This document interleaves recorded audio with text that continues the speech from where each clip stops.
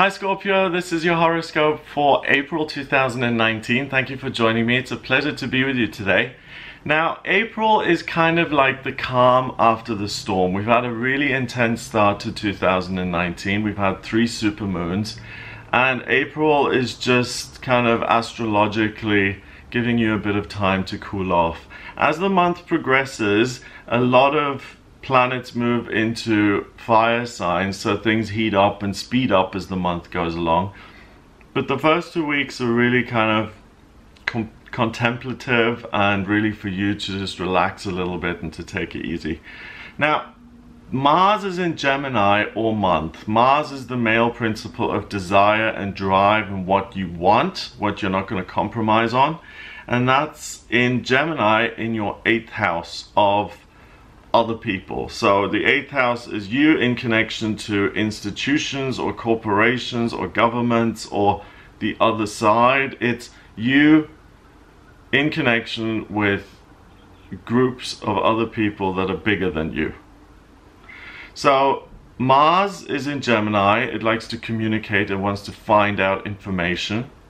It's curious. And if you look at the glyph of Gemini, it's a Roman numeral 2 and it looks like a doorway. So what you're going to be doing is you're going to naturally be interested in different institutions or companies or corporations or ways of doing things and different ways of working with people than you are now. So you're going to evaluate all of that and you're going to see what other ways there are of existing here on planet Earth, with what connections you have, with what relations you have in a work sense, and whether your current situation suits you or whether it needs to change. On the 6th of April we have a new moon in Aries. Now I'll make a separate video on the new and full moons, but the new moon is when the moon is pitch black and it recharges itself for its next round, its next monthly cycle, and it's in Aries, so it pulls Aries energy into your 6th house of work. So on the 6th you'll feel like this is what I want in my working life, in my daily routine, and also in my physical health. This is what I want to achieve. And with Mars sitting in your 8th, you're like, okay, I see all of these connections that I've got. Do I make myself independent? Do I have enough freedom? Do I have someone breathing down my neck all the time? Do I want to make any changes to the work and to my existing relationships that I have?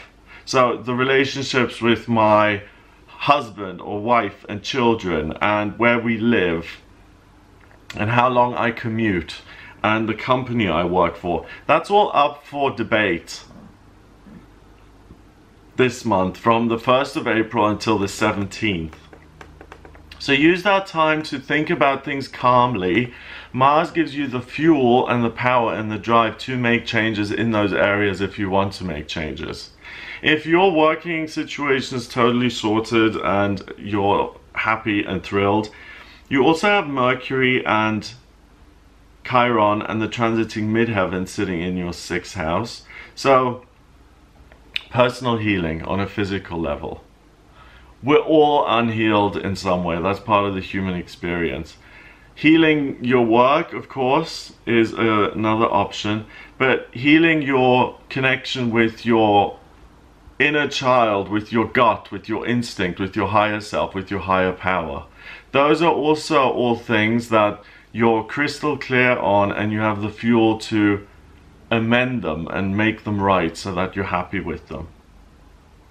On the 17th of April, Mercury moves into Aries in your 6th house, and it is direct, so it gives you this crystal clear understanding of what's going on in all of those areas of your life and how you can change them if you want to. On the 19th we have a full moon in Libra, so we get the best of both worlds this month. We have a new moon in Aries, which opposes Libra. Aries is all about I progress, I overcome obstacles, I move forward. Libra is about compromising and building bridges, and the full moon is when the moon reaches its completion point and it showers us with energy and it just lets go, it releases, it goes, ah, there you go. And in Libra, in your 12th house, It really gives you a wonderful connection with your higher self, with the higher power. And at 28 degrees in Libra, if you take the initiative to check in with yourself spiritually, it will give you spiritual strength. You'll be able to build a bridge there. If you listen to your gut, if you listen to your inner child, your higher self, whatever you want to call it, then that's gonna add additional information to all of the energy you've got going on in your 6th house of work, daily routine, and physical health. And you have a completely full picture of everything that's going on from a personal perspective, from a spiritual perspective, from an intuitive level. You really are able to analyze your current living situation in a way that you can't at other times, because there's too much going on. Things are too intense, other things take up your attention. So this is your month to analyze your situation and to do something about it if you're not happy. On the 21st, we've got Venus, the planet of love and beauty. That also goes into Venus. No. That also goes into Aries in your 6th house. So you ask yourself, do I love this setup? Do I love my work? Do I love this family? Do I love...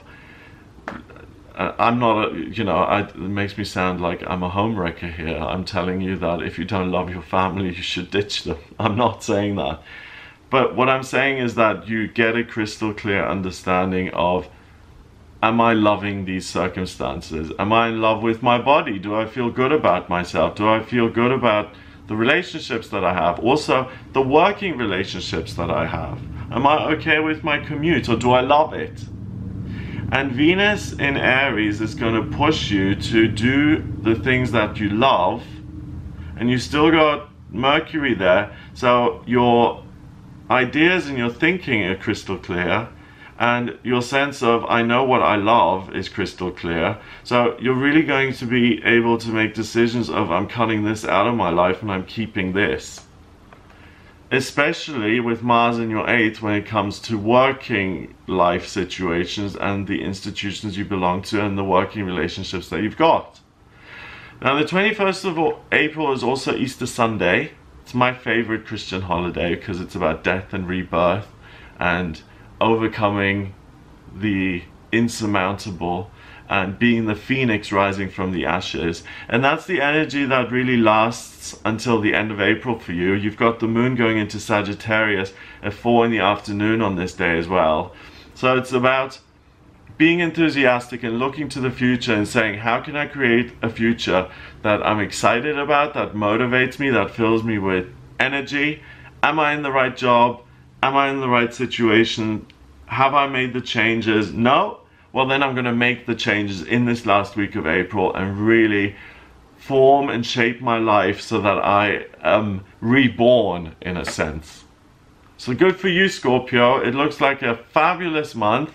Have a wonderful April. If you'd like a personal reading with me, get in touch via my website. It's gregoryscott.com.